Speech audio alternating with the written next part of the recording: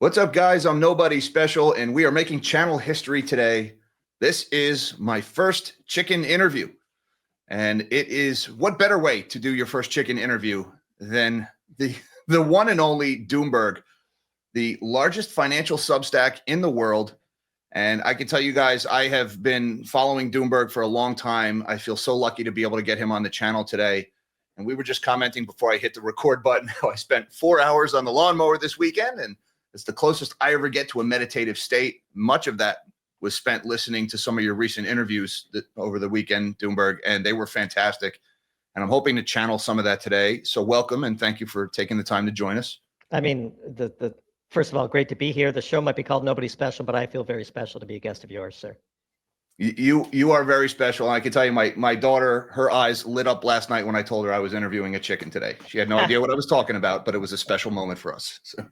It's very much a brand for us, and you know what? For all the fun that we have with it, it really works. Like people remember a green chicken, and so we're pretty proud of the brand, and it's been pretty sticky. And rightly so. It's hard to forget. So let's get right into it. You did an interview on Liberty and Finance last week. It was an excellent interview. And I'll put a link to that one down below in the comments, along with your Substack and your Twitter feed, by the way. You made some pretty interesting comments here, and I'm going to read a quote that you said. We were talking about the trade war and as it pertains to the Trump administration and the Fed and some of the commentary recently on Fed independence. You said the Fed is not going to accommodate him, speaking about President Trump. The Fed is actively opposing his policies. Now, I found that very profound, and I think a lot of people are under this impression of the independent Fed and the Fed, not an apolitical institution. Could you maybe elaborate a little bit on what you meant by that, what you see the Fed doing, not doing, that makes you think they're actively opposing the Trump administration? Yeah, great question, and appreciate the opportunity to expand upon it. Look, first of all, anytime you talk about politics, you're going to lose half of the audience because people are just partisan. They're in their own propaganda silos. We work really hard to try to understand the sort of reality because we're in the content world, and the more accurate we can be, the better our business does. And we study Trump as agnostically and as neutrally as we can. We recognize his strengths, we recognize his appeal, we recognize his flaws. And when we study Washington, D.C.'s response to Trump, I think there's a lot of naivete amongst the conservative-leaning, Trump-supporting crowd about just how powerful the opposition to Trump is. Much of it, by the way, is in the Republican Party. Like our model for Washington, D.C. is there's Trump/MAGA and then D.C. There is no Republican and Democrat. And, if you put truth serum in the 100 senators, I bet you 70 would like to vote against him on any particular issue. The Republicans who go along with him do so just out of fear of political retribution. They're not ideologically aligned with Trump. And this whole concept of Fed independence is utter nonsense. It's like European democracy. Democracy in Europe means voting for the existing people in power. It doesn't mean voting for your candidate of choice.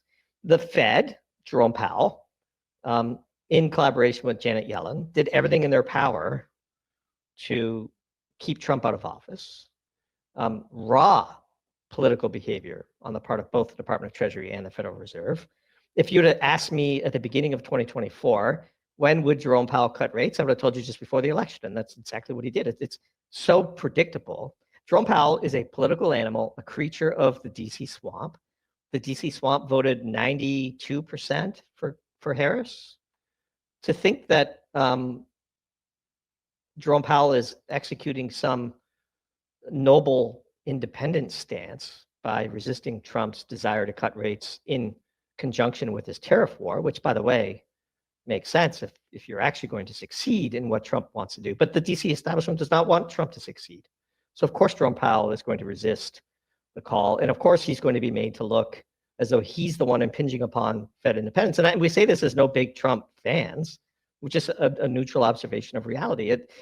Look, if you look at all of the nationwide injunctions against Trump policies by district court judges, they're all appointed by Obama and Biden. Like, this is not some attack on the courts by Trump. This is the courts trying to run the clock out on Trump to get to the midterms. And Jerome Powell is a raw partisan political animal. And if you're modeling interest rates or Fed actions, and Lord knows what the Fed does impact stocks, and so all investors should be aware of it.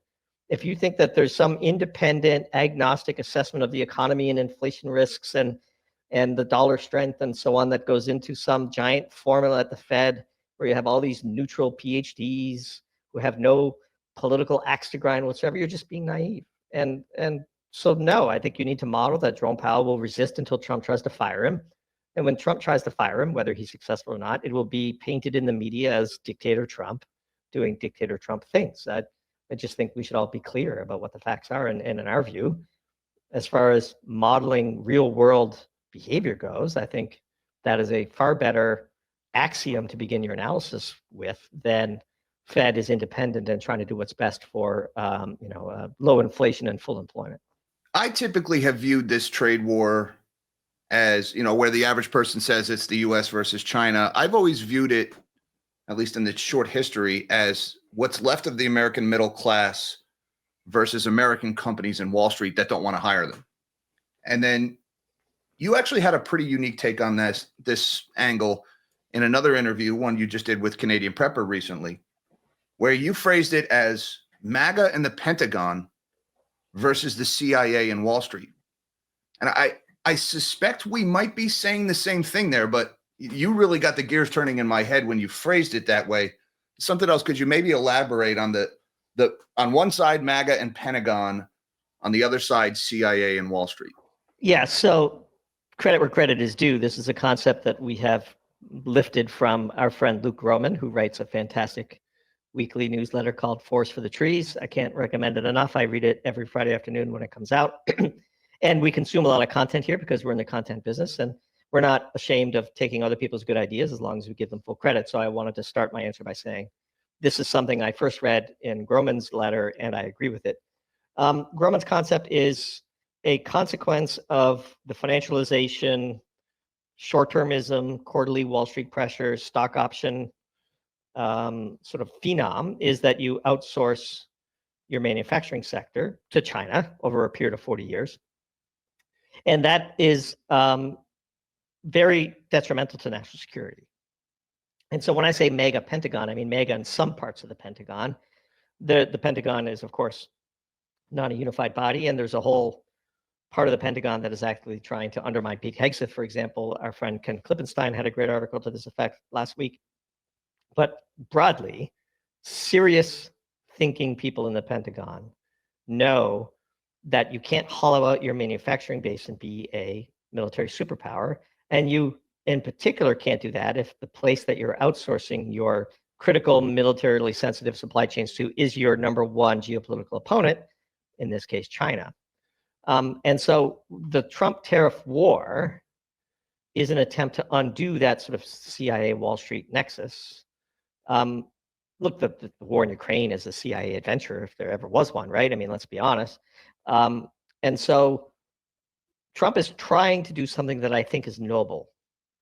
I think it was a mistake to hollow out your defense industry, your manufacturing sector in general, and your defense manufacturing sector in particular. Look, we've joked on several occasions that China is the new arsenal of democracy because they make all the weapons for the Western powers.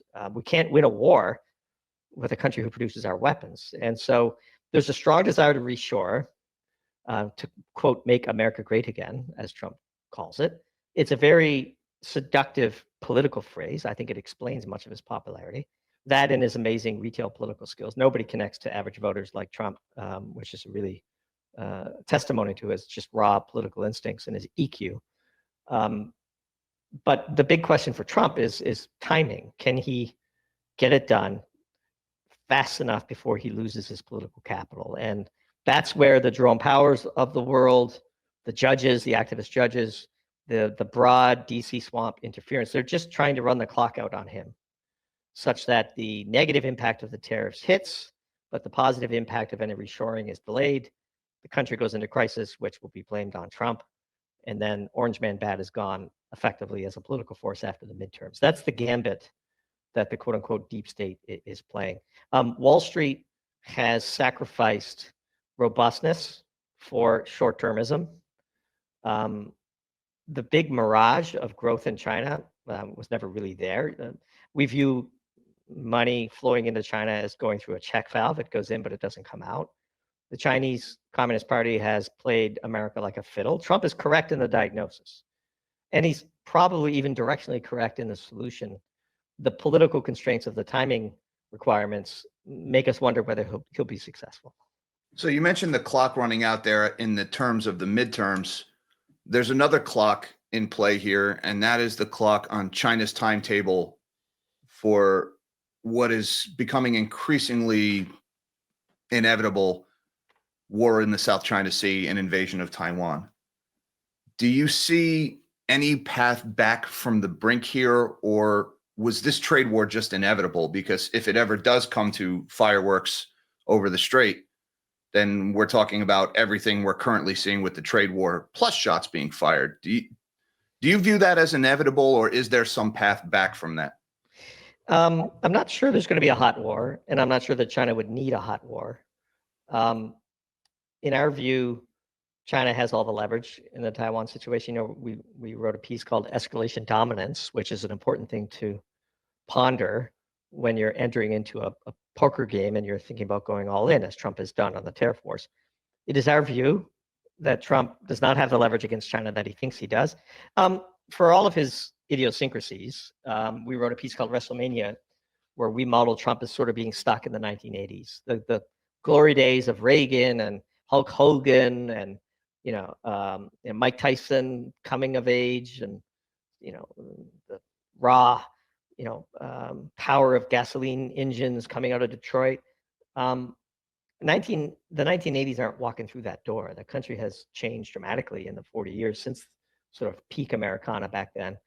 And so there's a sort of a path function issue that Trump is going to be facing here soon. But to your question about Taiwan, as we wrote in Escalation Dominance, Taiwan, which is still home to some 90% of all semiconductor chip manufacturing in the world, is 4 or 5, hypersonic missile strikes away from complete collapse of its energy grid, and that you can't fight a war without energy. There's no need for China to invade militarily when they can just blockade. We couldn't interrupt a naval blockade of Taiwan today, and we've written a couple of pieces on Taiwan's vulnerabilities. It's really amazing. So Taiwan imports 97% of its fossil fuels. The largest input for its electricity grid is natural gas, and it has 11 days of natural gas supply in the country at any given time, which is a scandal. And it has basically 2 large LNG import terminals, liquefied natural gas import terminals, where it sources all of its natural gas. There's no pipelines to Taiwan. And so with, striking just the LNG facilities and declaring that the waters around Taiwan are a war zone, all LNG carriers would stop sailing there. Any who dared to go, an LNG carrier is a floating bomb, literally a floating bomb. You couldn't insure an LNG carrier to go into a hot war zone. And Taiwan would be choked off in a matter of weeks. By the way, Taiwan's right next to China. We're way over here. The big, beautiful ocean that Trump talks about is the ocean we'd have to circumvent, and the length of our supply chains we would have to keep fed in order to fight a military war against an emerging China, who has all of the military supply chains on the home front. The reason that NATO lost the war in Ukraine is Russia's right there and our supply chains are over here. The basics of war still matter. And so they would choke off Taiwan and there'd be a quick political settlement. And the big question is, would we escalate? And in Escalation Dominance, it very quickly reduces down to, is the US willing to use nuclear weapons over Taiwan? And I think game theory says no. And when you don't have escalation dominance, you shouldn't bluff, which is what I think Trump is starting to find out with the trade war in China. Could we conceivably see a crisis over the Taiwan Strait resemble something more akin to the Cuban Missile Crisis, where it ends up in a naval blockade, maybe not of just Taiwan, but of China itself, places like the Malacca Strait, missiles in the Senkaku Islands from the Japanese, missiles from the Americans in the Philippines? I mean, if a situation like that were to emerge, isn't that kind of where we're at right now with the trade war and the 100% tariffs, which are basically an embargo? Yeah, I agree with you completely, by the way. Like 145% tariffs are indistinguishable from an embargo. There are no great scenarios, right? All of them are catastrophic. And so I do think that there will be a deal cut. And by the way, even in that scenario, when you're talking about escalation dominance, it's not just which side can inflict the most pain, it's which side can withstand the most pain. And China runs a totalitarian state, and its people have a long history of suffering. World War II, Mao, and the U.S. has kind of grown soft. And so I think that the U.S. is not prepared to suffer. And look, I mean, a few burps in the Treasury market caused Trump to back down the first time around on Liberation Day tariffs. And China, again, it's not a country that usually is the one that you can bluff. So again, I hope there's a deal. I hope that Trump and Xi Jinping and Vladimir Putin have some grand bargain that settles Taiwan, that settles Iran, that settles the war in Ukraine. That I think that's what Trump actually wants to do. He said as much.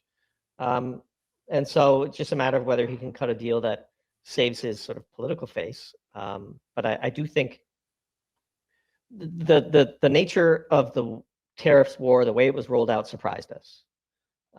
And we have many contacts in industry, and so we're sort of colored by their feedback, but we've been getting screams internally for weeks that we're heading into a deep recession. It's starting to look more and more like COVID, could be even worse if it drags on.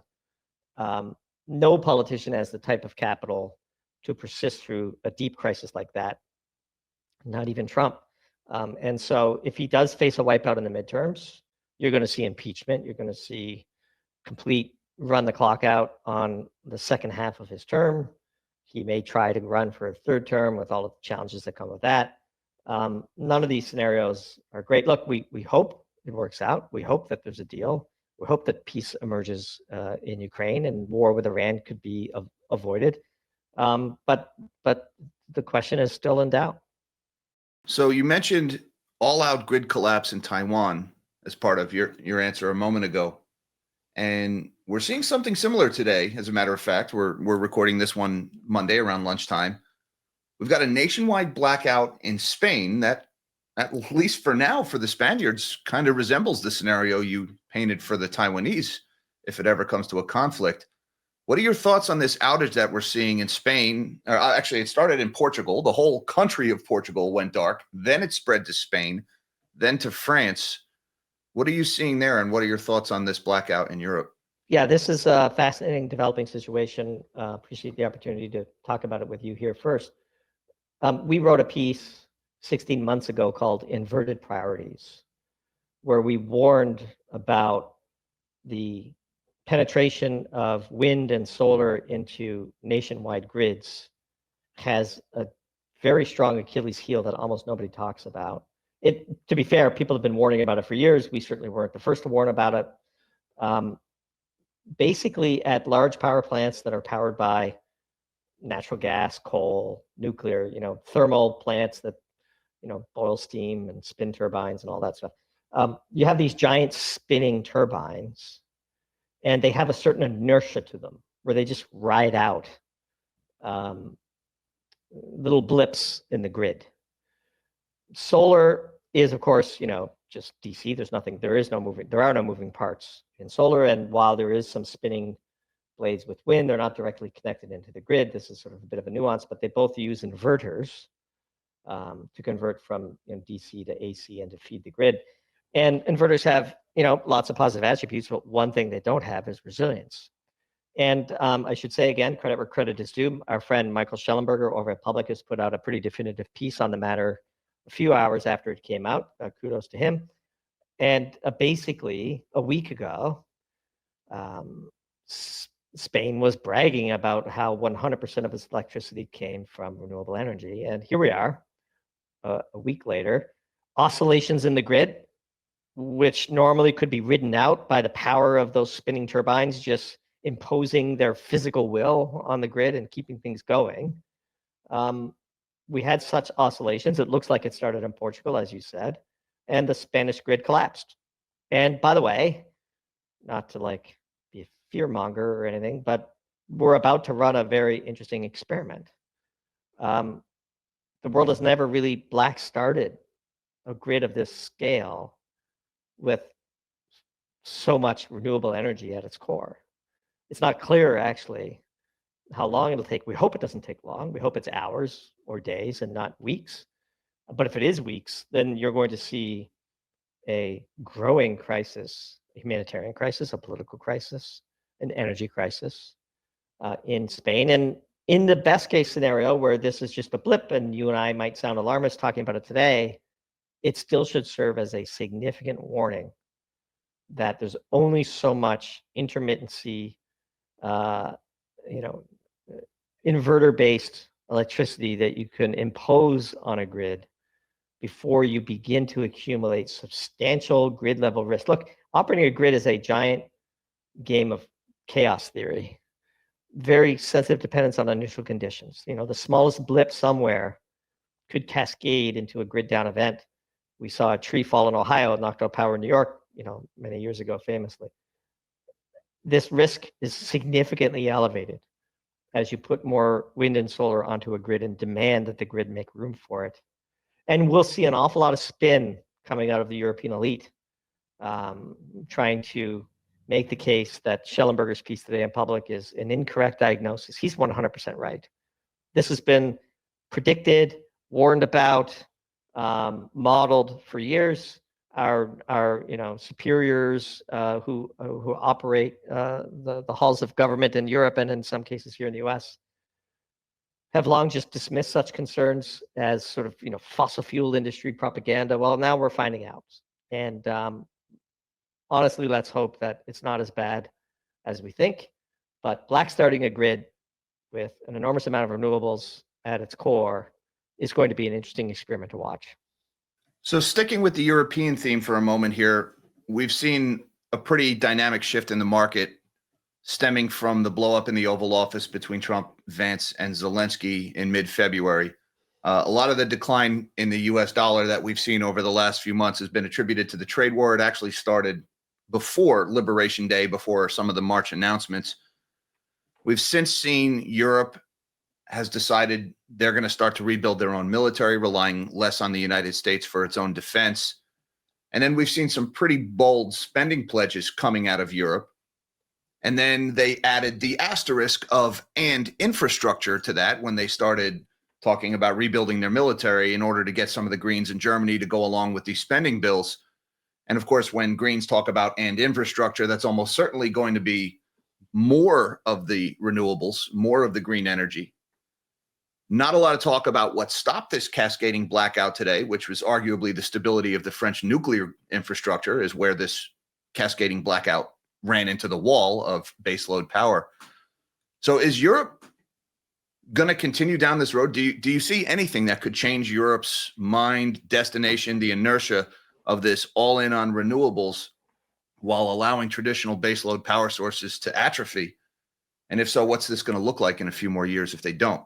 So I'm going to go back to J.D. Vance's speech, controversial speech. Europe right now is ruled by totalitarians with anti-democratic instincts.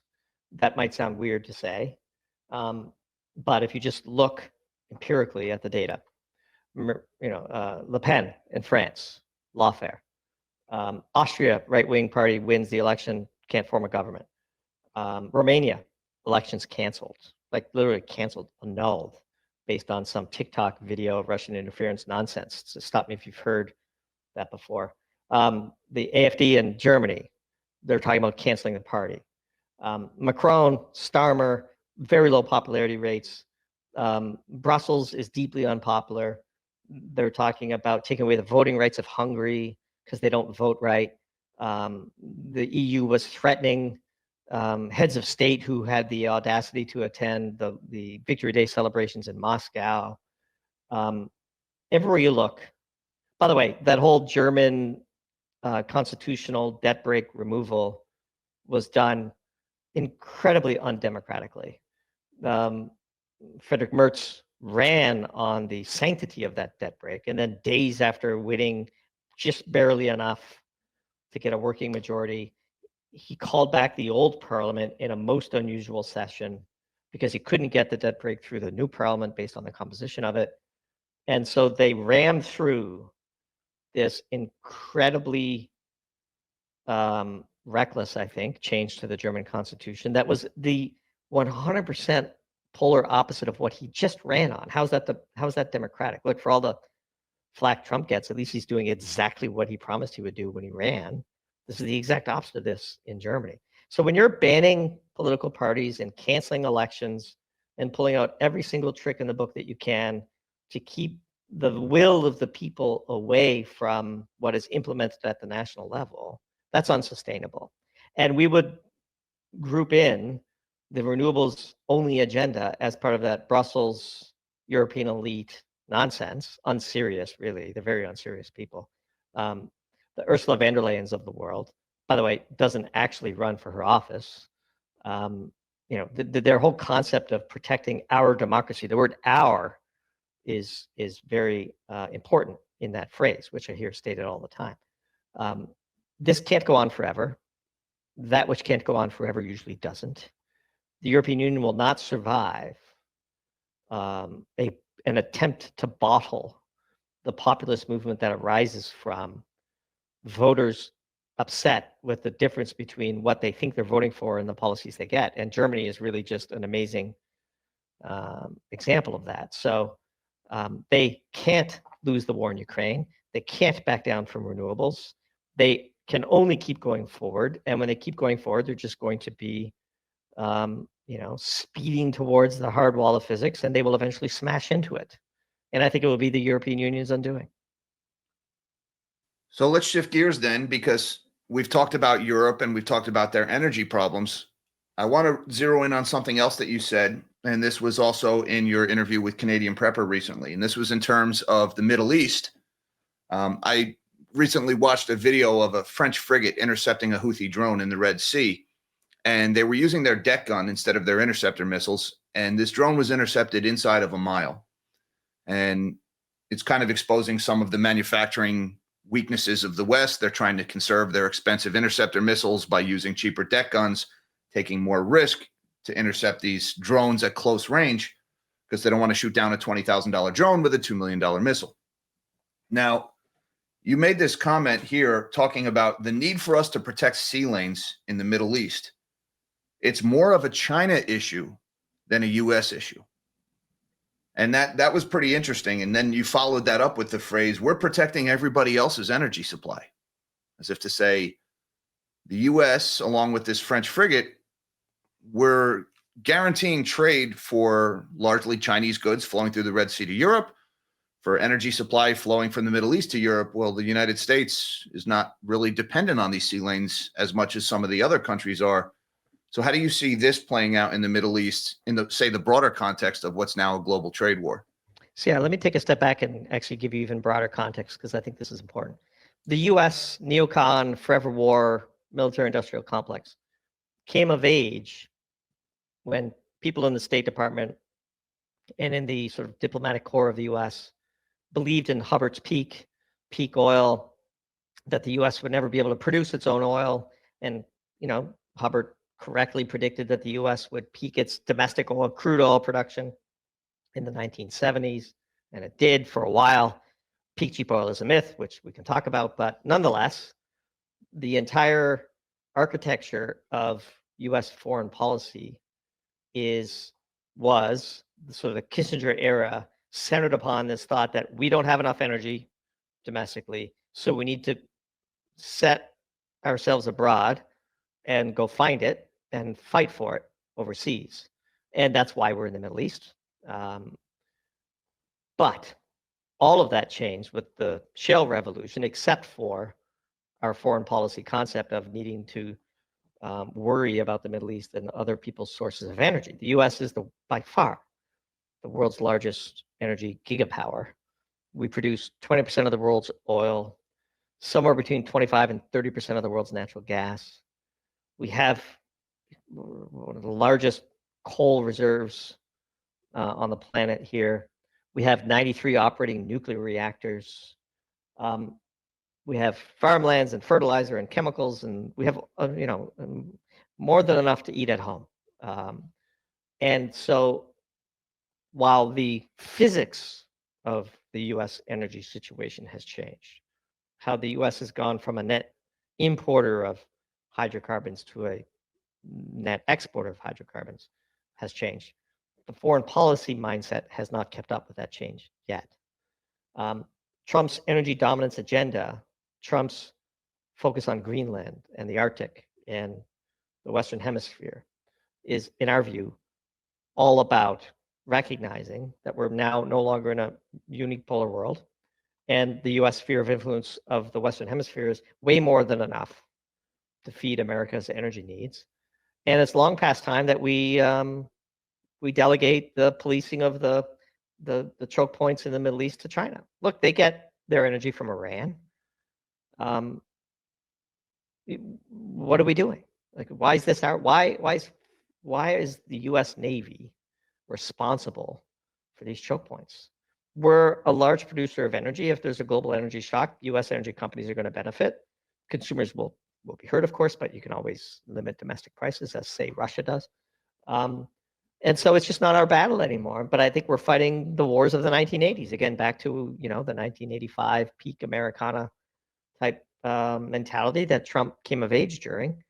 We don't need to be involved in the Middle East. It's not our war. It's not our energy. We don't get much in the way of energy from the Middle East. We certainly don't need it. And in a world where oil was trapped in the Middle East, China has a much bigger problem than we do. Let's put it on them. Give them the bill. So that's our view. Of course, it's complicated, Israel and all of the dynamics that come with that. But from a pure, raw, America first geopolitical perspective, we have the Middle East is far less important, far more important that we keep a close eye on the Permian, or we develop California's resources, or we reopen Alaska. We got plenty to do here, and we should be focused on it. So a big variable in this equation then is Saudi Arabia. Saudi Arabia largely responsible for the petrodollar in the 1970s after we left the gold standard. We've seen some very interesting things out of the Saudis in the last few weeks. A very curiously timed increase in production from OPEC Plus, which was much bigger than expected, timed coincidentally with Liberation Day.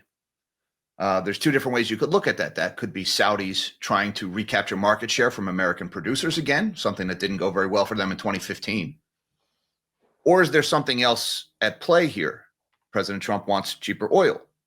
And we've also seen over the last few days rumors that the United States is going to offer a $100 billion weapons package to the Saudis, which could include F-35s, could include all these things. Saudis directly across the Strait of Hormuz from the Iranians. They're a regional power. You have this regional conflict between Iran and its proxies and Saudi Arabia. So how do they fit into this equation, again, in the context of what is becoming a global trade war? Yeah, no, it's a great question. We wrote about this, of course, a piece called As the Pieces Lie. We don't know what happened. So look, as we said in this piece, for weeks now, we've had Russia, the United States engaging in high-level diplomatic talks hosted by and occurring in Saudi Arabia. And historically, anytime you have the three largest oil producers in the world getting together, the contemporary reporting of the main things that are being discussed is almost always wrong. In this case, it's Ukraine. We don't think that's what they're talking about. When OPEC Plus, as you correctly stated, decided to pour oil on a burning tape that Thursday after Liberation Day, we sat back in our chair and said, well, this is historic. Something historic has occurred. We don't understand what. We're not in the room, but a deal has been struck in our view. President Trump wants $50 oil, and the Saudis are going to help him get it.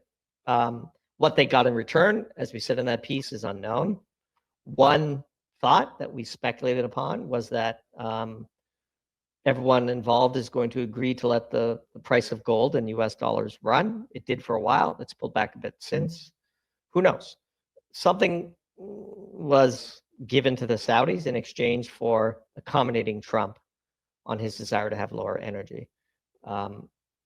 That's a phase shift. Also, we think it is really the beginning of the end of OPEC. All cartels eventually are the root cause of their own failures, because you can't keep the price of something artificially high without driving the market to find substitutes. And that's what's happening with crude oil, as natural gas liquids and natural gas itself eventually, crowd out crude oil and the engines that we use to make work from crude.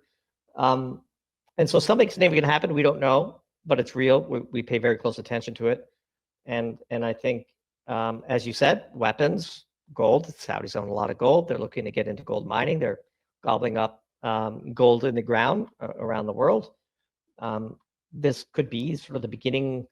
Look, Trump, not only does he want low energy, but as you also mentioned earlier, like Trump needs a much weaker dollar if he's going to catalyze a manufacturing revolution in the U.S. This is a sort of unwinding of 50, 60 years of geopolitics that we're seeing occur in a matter of weeks. It's truly remarkable. And sometimes you just have to take a step back and say, okay, historically, when the petrodollar was invented in the 70s, right, was a concept, and Kissinger and the Saudis, and it took decades for the truth of what was going on to come out. At the time, it wasn't reported as such, I can assure you. And why would it be any different now? Like, the media lies relentlessly. Why would they be telling the truth about what's going on now? So our view is something significant happened on that Thursday. It'll be fleshed out in books by historians a few decades from now, but we think that was a monumental day. I've also heard that Kazakhstan may have had something to do with this about face from the Saudis, basically to punish Kazakhstan for flouting the quotas for so long during the periods of lower oil prices following COVID, which, to your point, would be a cartel tearing itself apart by infighting or other market influences. It's hard to control the price when the largest producer in the world is not part of your club, the United States. And they tried to take a swing at that in the teens, and they failed. American production largely came back more innovative, more. We were able to produce cheaper following that, so they lost market share. And you had a pretty good comment on both of those recent interviews I referenced. You mentioned the peak oil debate is a short bet on human ingenuity, and I found that to be a pretty profound statement as well, and I agree with that wholeheartedly. Yeah, look, one of the things that people sort of have trouble doing is projecting exponential trends. We are a linear species. The Darwinian instinct, Darwinian preservation instinct, thinking linearly is incredibly useful for species survival. Cause effect, right? See lion, avoid lion. Modeling exponential changes is very, very difficult. And almost every metric that energy analysts use to ascertain the market is backwards looking and doesn't correct for technology. Take rig count. Does rig count really mean today what it did 5 years ago, given the amount of oil you can get out of any individual rig and the cost to operate them and the efficiencies with which they operate? No. The very definition of crude oil is changing. The word oil is undergoing a semantic shift molecularly. And so, for example, here's a classic thing I see on Twitter all the time, because even though we don't actively post on Twitter, I still use it as a great source of information. There's all manner of perma energy bulls who are desperate for the price of oil to go up. And one of the things they are constantly pointing out and lamenting is that, quote unquote, NGLs don't count. US crude oil production is turning over. Well, US oil production is not turning over, it's growing, because the very definition of oil is changing. Oil is any hydrocarbon that finds its way to a refinery, period. NGLs can be burned to do the same work that crude oil does. In fact, they're actually in many ways superior, with one big exception, is we don't have the engines yet that are finely tuned to burn them. You have a big enough price differential and people will switch the engines, and it doesn't take much in the way of engine switching for prices to converge. The forces of arbitrage are incredibly powerful. So back to the concept of a short bet on human ingenuity, we are constantly getting better and better at finding, producing, and utilizing hydrocarbon resources. And there's effectively an infinite amount of hydrocarbons underground.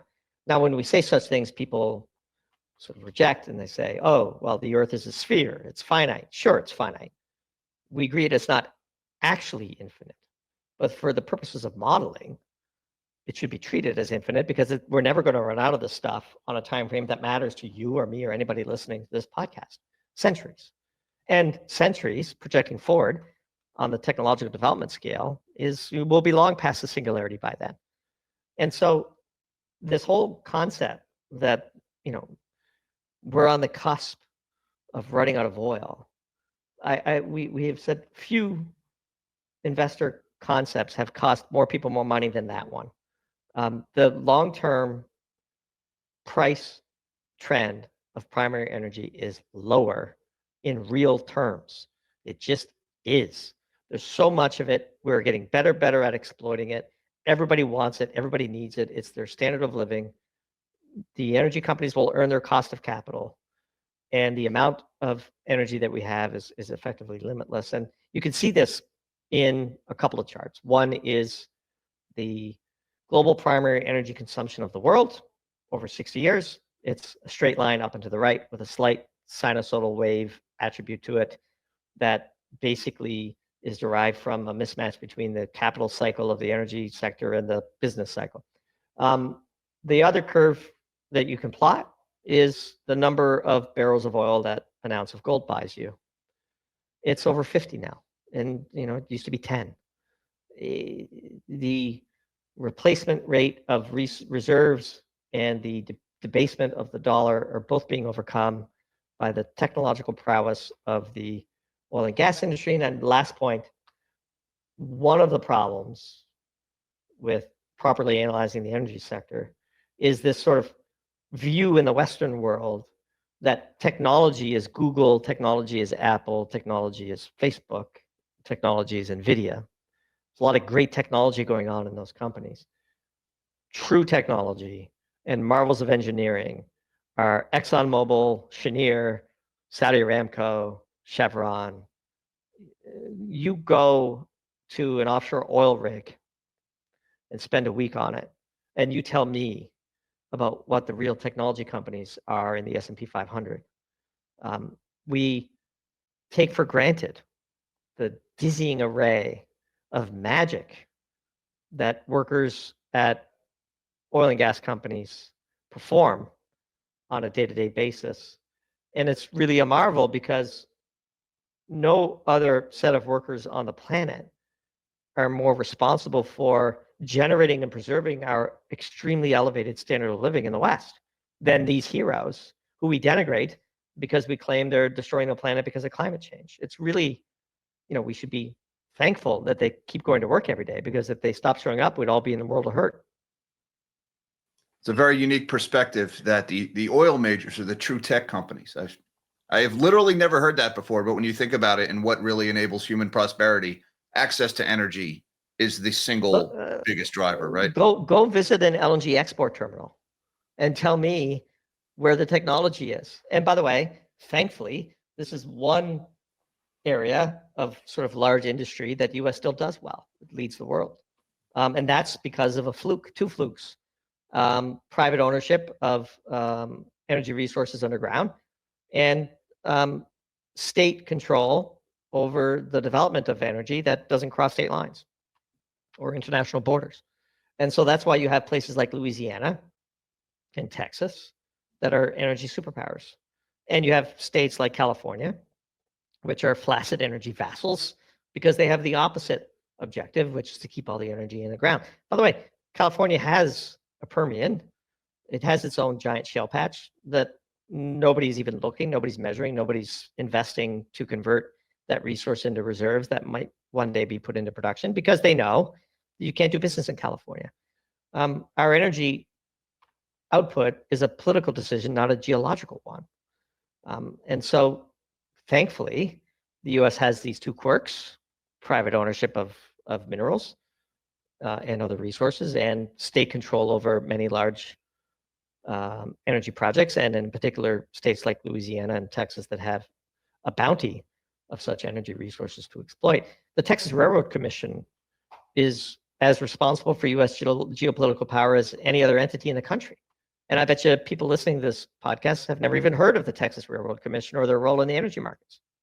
I think flaccid energy vassals is about the funniest thing I've heard all week when describing California. So that appreciate the laugh there.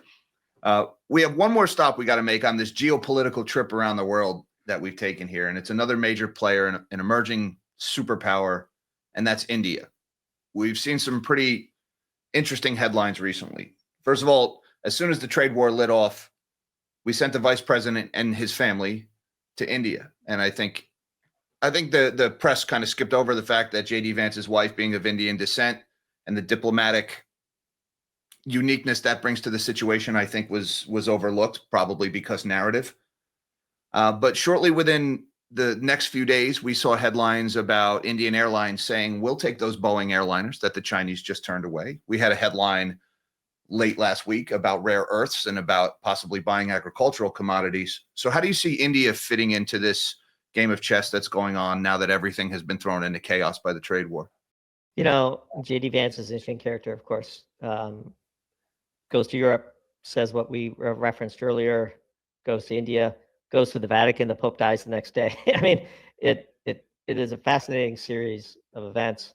One thing that you didn't mention about India is suddenly there's a terrorist attack in Kashmir, and it looks like Pakistan and India have never been closer to a full kinetic conflict, which could easily escalate into a nuclear exchange. India is a fascinating place. Having been there, it is a surreal experience. If you've never traveled to India, it's a place you should go to at least once. It is a giant country with enormous potential, enormous challenges, and undescribable contradictions. As much as it has great potential, it is also a place that is almost impossible for Westerners to invest in. It is rife with all manner of bribery and fraud and mismanagement, and yet it still persists. Enormous talent, huge impact on the world. If you just look at the number of Indian-born CEOs of major tech companies. What happened again when J.D. Vance went to India is almost certainly not what the contemporary media has reported. Again, not to be too cynical, but when history bats 1,000 at contemporary media getting major stories, incredibly wrong, I think you can safely bet that whatever's going on today is not being accurately covered in the media. We note with interest, to add to what you said, is Apple is now moving all of its iPhone production to India, allegedly. So what I think is occurring, if you pushed me, is India and China have their frictions, and if we're no longer going to have China be the sort of arsenal of the democracies, then maybe India could step up and take its place. Modi and Trump have a good relationship historically. For that to really be manifested, though, would require substantial political change in India. Doing business there is just incredibly hard. For all of the issues with China, doing business with China is incredibly easy. And as you know, capital goes where capital is treated well. The way in which India does things needs to change for India to truly displace China in the current economic setup that the U.S. has sort of participated in the last 40 years.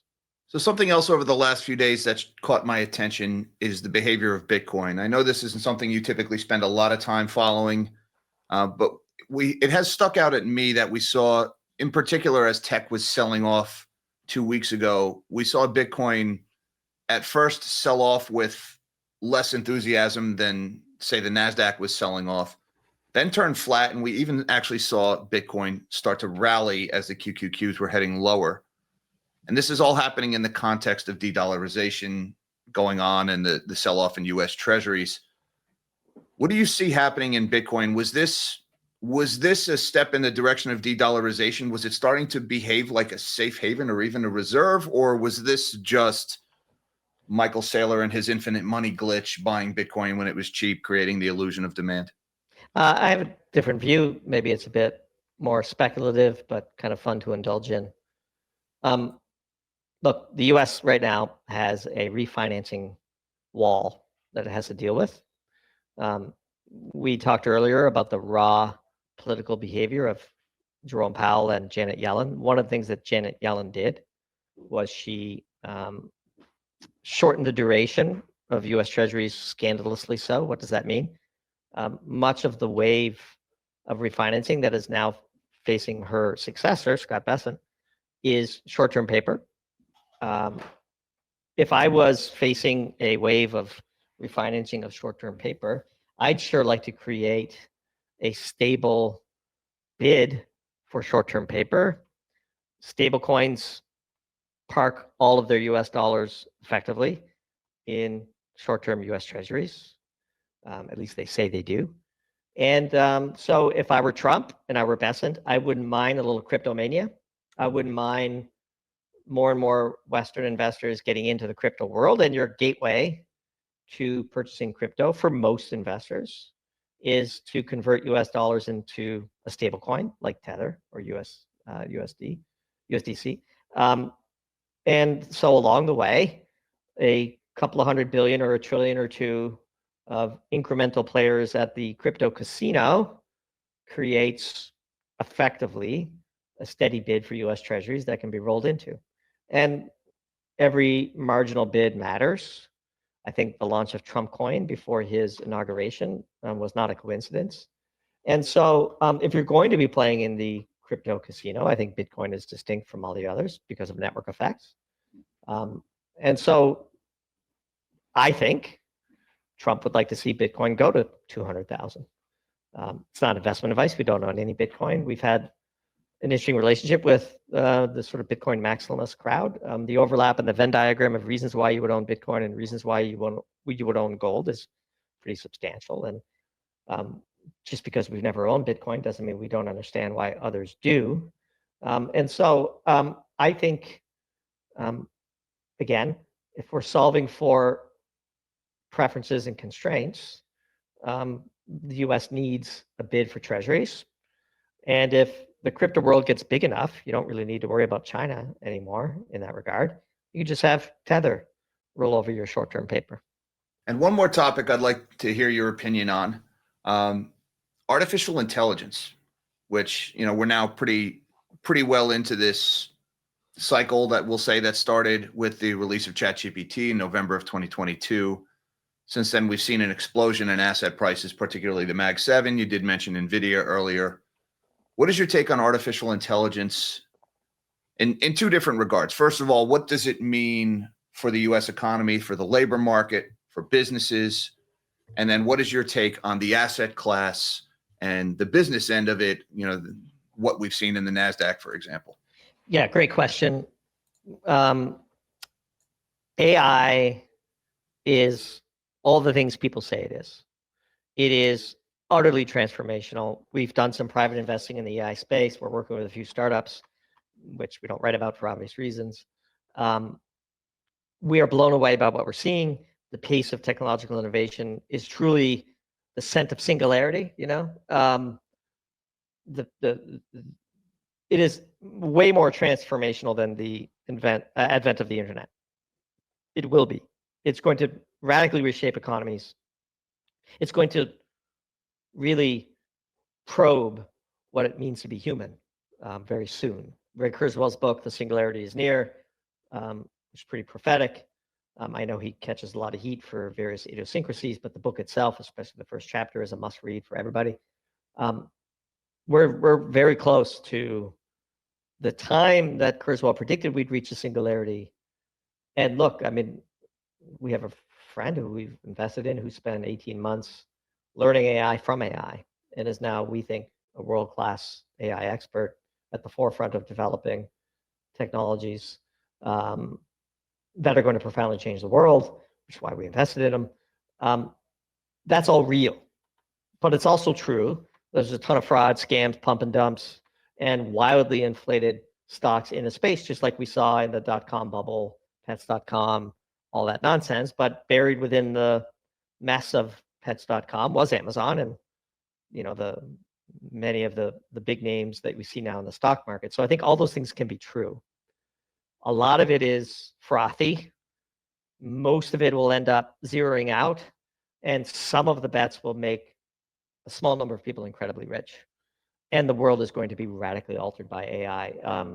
Of that, we have no doubt, just based on our own firsthand experience, the demos we've been working with, the way it's changed our workflow.